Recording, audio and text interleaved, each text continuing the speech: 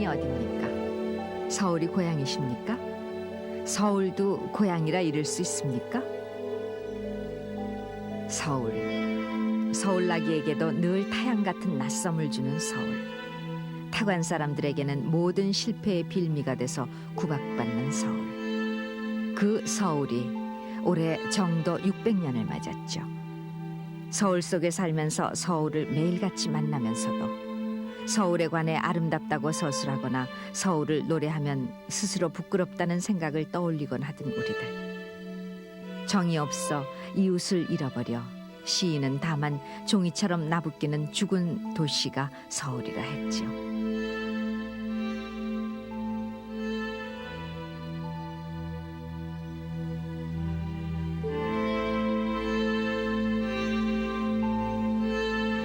(40년) 전 이맘때쯤이면 서울 광화문 앞 빈터에서 연 날리기 대회가 열리곤 했었습니다.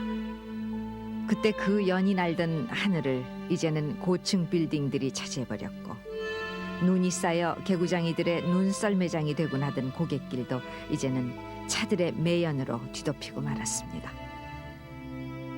청계천 뚝방을 따라 혹은 남산 비탈을 따라 게딱지처럼 다닥다닥 붙어있던 판잣집 그 자리에도, 그리고 뽕나무밭과 채마밭이 있었다던 영동 땅도 아파트와 빌딩들이 차지해버렸습니다. 그리고서 우리는 서울이 기적의 도시로 불리우기를 바랬지요. 대신 우리는 고난한 서울살이를 함께 해온 이웃들을 잃어버렸습니다. 가난한 서울이었고 고달픈 서울살이가 있던 서울이었으나 그래도 함께 살아가는 정과 이웃이 있었고 살아가는 여유가 있던 그때 서울 사람들, 지금은 어디서 만날 수 있습니까?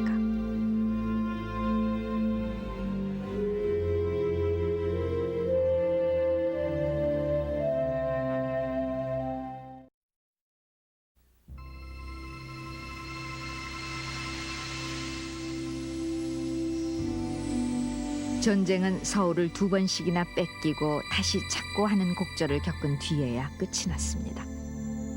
서울 사람들은 그 잔인한 피난살이를 지고 돌아오고 있었습니다. 그러나 이 도강증, 노량진이나 마포가 건너 보이는 한강까지 다다른 피난민들이 서울로 들어가기 위해서는 미군 CAC가 발행하던 이 도강증이 있어야 했습니다. 그러나 도강증은 구하지 못해 물심이 얕은 뚝섬 쪽에서 강을 건너던 사람들이 전쟁통에서도 부지해온 모진 목숨을 잃고 마는 비운을 만나기도 했습니다.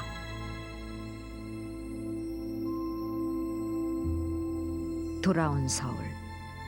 얼마 전 새로 선 서울역 앞 세브란스 빌딩에서 남대문 쪽으로 향한 폐허의 모습입니다. 전쟁의 끝은 좌절이었지만 그러나 살아야 한다는 우리의 욕망은 꺾지 못했습니다. 구호 양곡으로 끼니를 잇고 고아니 거린이니 하는 말들이 우리들 이름표처럼 내걸렸어도 사람들은 몸 누일 곳을 찾아 나섰습니다.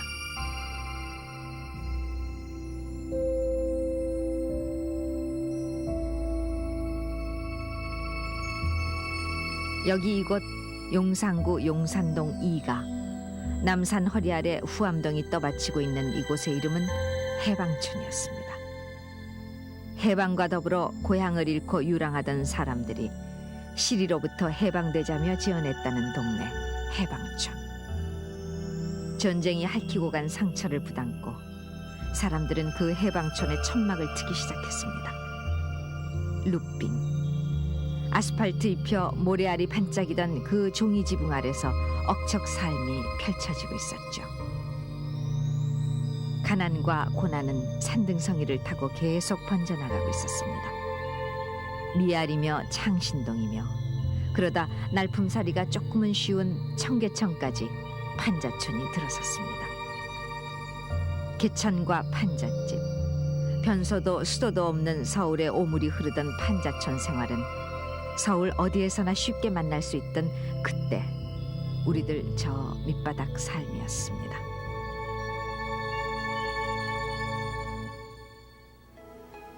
이름은 오영이라고 지금도 잊어버려지지 않는데 지금 어디서 뭘 하는지 보고 싶어요. 근데 그 친구가 하루는 집으로 내가 놀러 갔더니 그 조그만 다락방 같은 데서 앉아서 밥을 먹고 있더라고요. 근데 깡보리밥을 먹는데 뭐 지난 애나 깡보리밥밖에 먹을 게 있나 뭐 먹는데, 근데 반찬이 무엇인고 하니 굵은 소금 있어요. 굵은 소금. 그러니까 아마 그런 소금 요즘 보기 어려울 겁니다. 그럼 내가 들어가니까 그때 누구나가 다 그렇게 어렵게 살 때지만은 좀 부끄러웠는지 밥을 그냥 치우더라고요. 그러면서 나가자고 그러더라고요.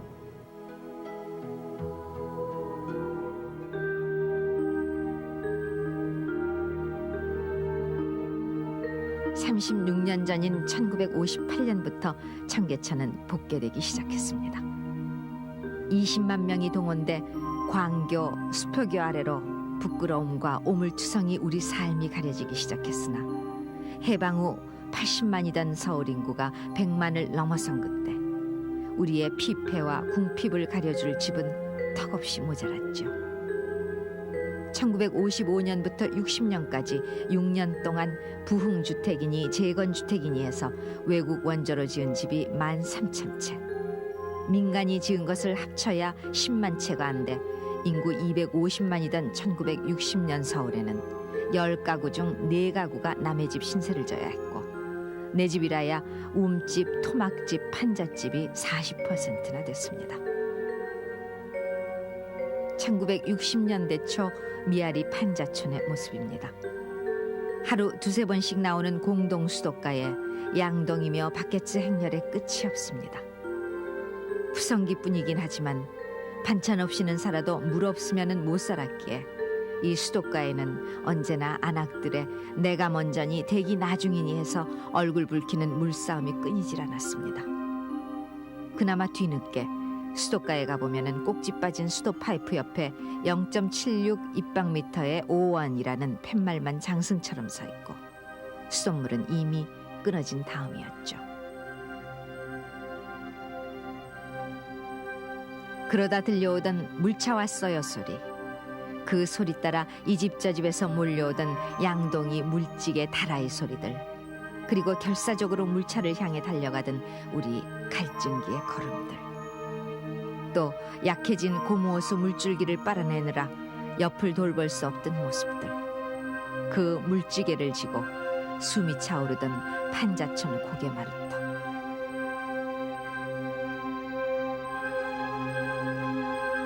수돗물 못지않게 전기 사정도 어렵긴 마찬가지였습니다. 그래서 남의 전기선을 몰래 따라 쓰곤 했는데 그 도둑 전기를 또 옆집에 이어쓰고 해서 판자촌은 물론 시장터에서는 전기 과열과 누전으로 겨울이면 화재가 끊이질 않았습니다. 서울 시내 장신동에 불이 일어나 삽시간에 판잣집 240채를 태우고 약 1시간 후에 진화됐습니다.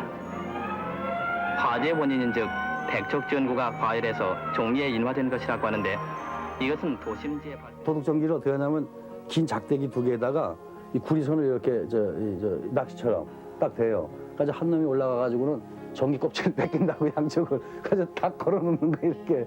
근데 그걸 반짝을 붙이지도 못해. 왜냐면 또 조사나면 얼른 떼야 되니까. 그래가지고 도둑 전기 한 놈이 딱 끌어 쓴단 말이에요.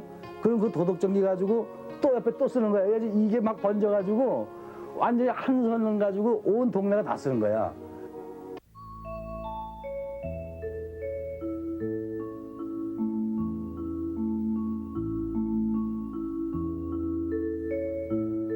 (1956년) 폐허의 옷을 입고 있는 명동의 모습입니다. 저마다 파란만장의 일기를 구제품 오바에 묻은 채 실어증에 걸린 예술가들이 몰려들었던 명동. 그 명동의 은성과 동방살롱 그리고 돌체.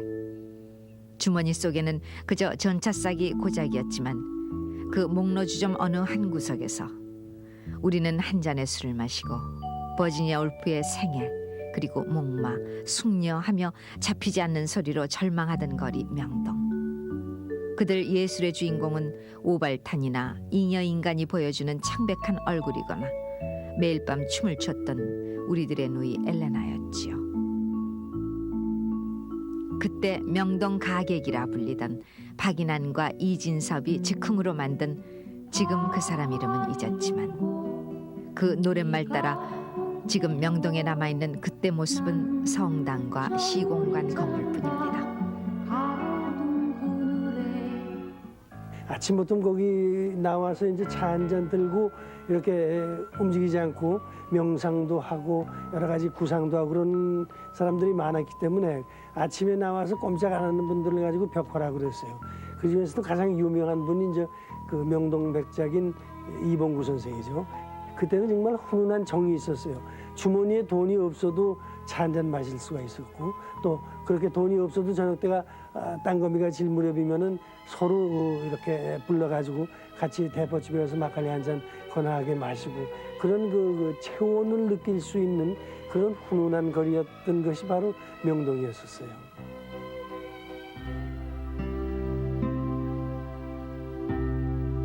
그때 태평로는 이름과는 달리 늘 시끄러웠습니다.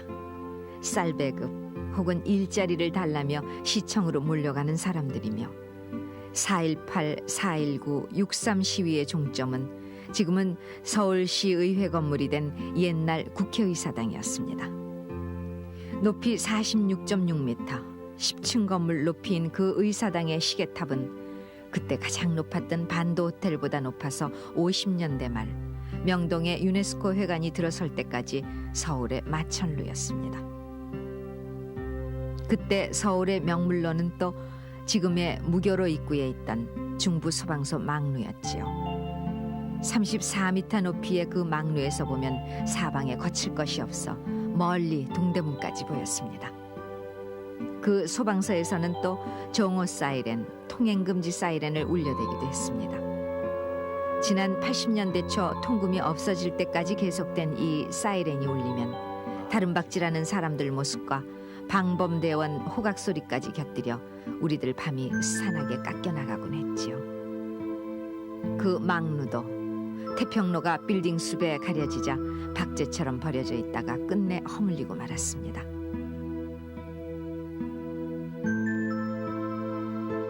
(40년) 전 세종로통 모습입니다. 오른쪽으로 의사당 시계탑, 그 맞은편이 중부소방서 망루, 앞쪽으로 3층 건물의 동아일보사가 보이고 그 맞은편 파출소 자리 뒤쪽으로 지금은 모습이 사라진 국제극장 건물이 1957년 들어섭니다. 그때 서울에는 단성사와 수도극장 등 25개의 극장이 있었습니다마는 이해에 국제 명보 대한극장이 새로 섰습니다. 기억하실 거예요. 소공동의 경남극장, 마포의 경보극장, 종로의 우미관, 그리고 명동극장, 초동극장, 우리들 소녀기를 수채화 속으로 그려 넣어주던 작은 영화관들이었죠.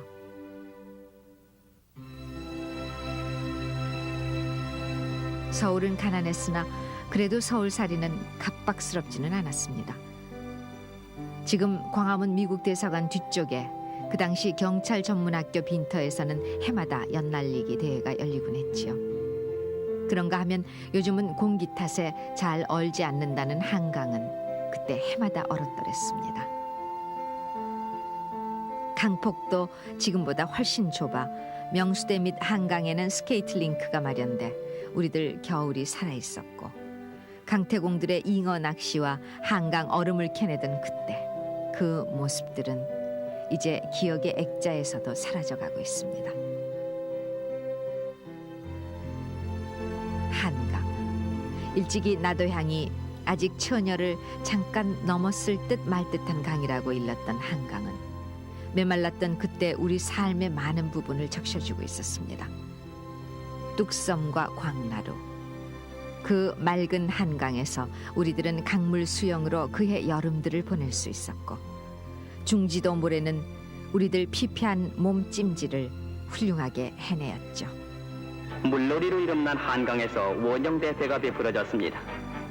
원형 경기는 순수리 상류섬에서 인도교까지 2,300m의 거리를 헤엄쳐 내려오는 것인데 선수들은 제각기 익숙한 수영법으로 앞을 다투었습니다.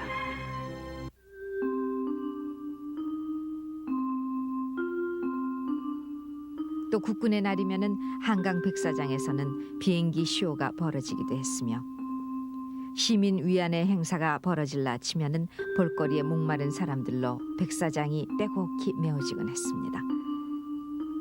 시민 위안회 날 그랬습니다.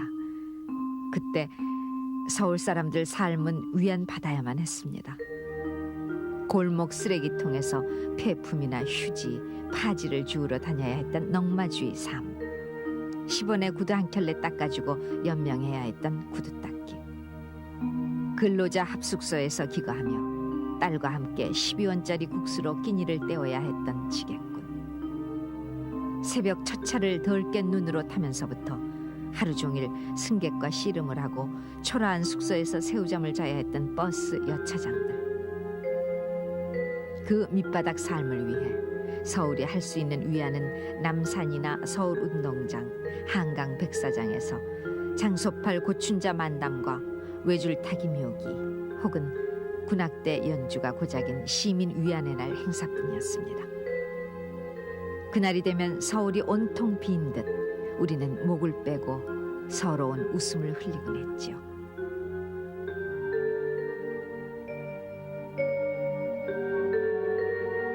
그러나 서울은 그때 우리들 고난의 무덤만으로 방치될 수는 없었습니다.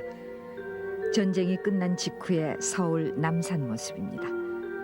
포탄에 패이고 깎여 사막의 모래산처럼 혹은 우리 가슴처럼 황량해진 철갑을 두른다 했다던 서울 남산에 한 그루 작은 나무 심는 것으로 서울 되살리기는 시작됐습니다. 4월 5일 세교회 식목일을 맞이하여 남산 광장에서는 뜻깊은 기념식을 거행했습니다.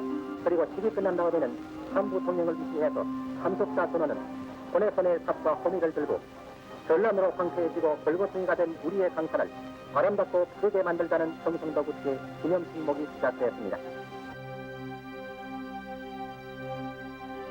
끊겨진 한강 인도교 옆으로 얼어붙은 한강 위로 피난길을 가던 그 강을 잇기 위해 부교와 주교가 놓여 노량진과 용산이 이어지다가 1958년 인도교가 복구됐죠.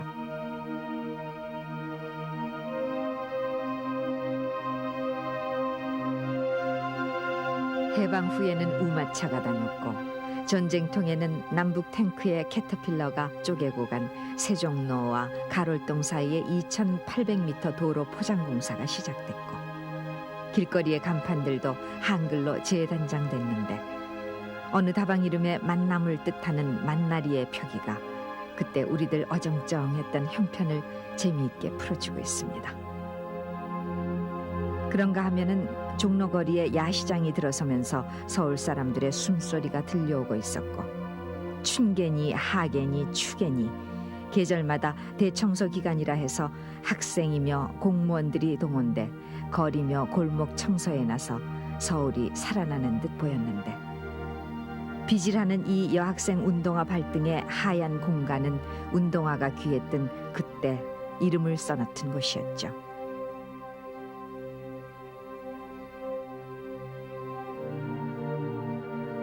60년대 들어서 서울은 조급하게 움직이기 시작합니다. 마포 형무소가 있던 자리에 우리의 본격 아파트 시대를 연 마포 아파트가 60년대 초 들어섰죠. 경기도 시흥군 방배리 반포리였던 방배동 반포동, 경기도 광주군 압구정리 논현리였던 압구정동 논현동 등 지금의 강남이 서울로 편입된 것이 1962년. 배추밭, 무밭, 배밭과 누에치기가 있던 그 땅이 지금의 모습으로 변하기 시작한 게 60년대가 다 가던 무렵이었습니다. 홍수가 나면 수중섬이 되던 여의도를 서울의 맨하탄으로 만들겠다며 황량한 여의도 윤중재공사가 68년 마치 군사작전처럼 진행됐습니다. 그와 함께 한강 철새가 즐겨 찾던 서강 앞 밤섬이 폭파됐고 새우젓 마포나루가 전설로 사라지게 됩니다. 한강 한가운데 있으니 이곳도 서울특별시에 속하는 것은 틀림없지만은 전기도 수도도 없이 한강물을 식수로 해왔다니 어떤 의미로는 별천지였다고 하겠습니다.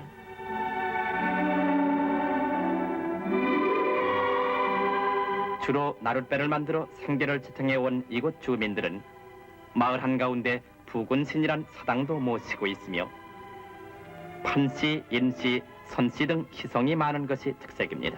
그런데 이 섬에 건설을 위한 다이너마이트가 폭음을 진동했습니다.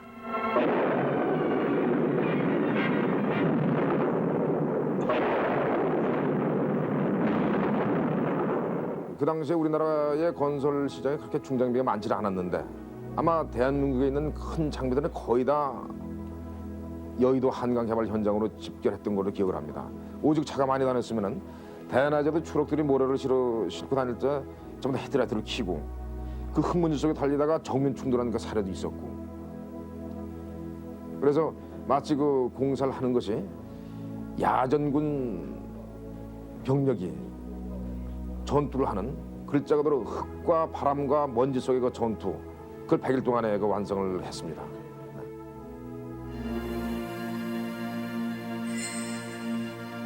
순서도 없이 중단 없는 전진이 날아가가는 지표의 으뜸이 되고 있던 그때 서울은 온갖 구호로 포위돼 가고 있었죠. 지금 충무공 동상이 있는 광화문 내거리, 그곳에는 그 구호들이 내걸린 철탑이 언제나 버티고 있어 매주 바뀌는 국민학교 주훈처럼 불조심하자, 나무를 심자라는 표어가 서울을 내리누르고 있었습니다. 과거는 부끄러운 것, 그 고정관념 때문은 아니었겠지만은 우리들 판자촌 고난을 대표하던 청계천 덮은 길 위로 3일 고가도로가 덧놓이고 31층짜리 3일 빌딩이 서울의 새 명물로 등장한 것이 70년. 이보다 앞서 외국 풍물처럼 청와대 뒤 북악산의 스카이웨이가 개통되면서 서울의 스카이라인이 바뀌고 있었지만 서울 빌딩들은 북쪽으로 난 창을 언제나 가려야 했습니다.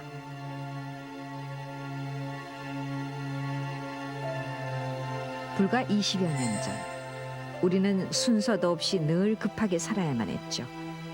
지은 지 4개월 만에 무너져 33명의 인명을 앗아간 와우 아파트.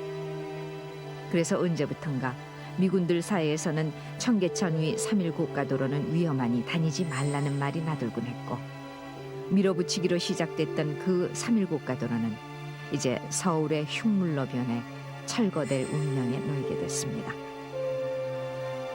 늘어가는 것이라고는 판잣집뿐인데 불과 30년 전 서울이 비대해지면서 그때 함께 늘어간 것은 복덕방과 투기꾼이었고, 요령 능한 사람이 서울살이 잘한다는 말은 요즘도 우리들 삶을 그늘지게 하고 있습니다.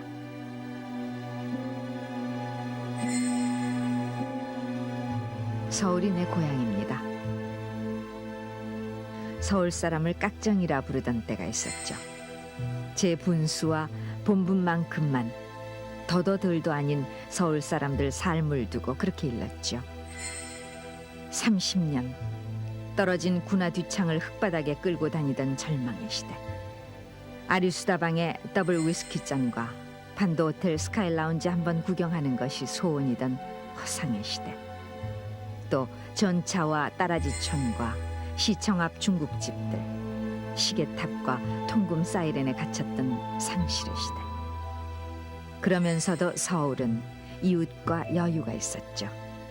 그래서 서울살이가 그렇게 각박한 것만도 아니었습니다.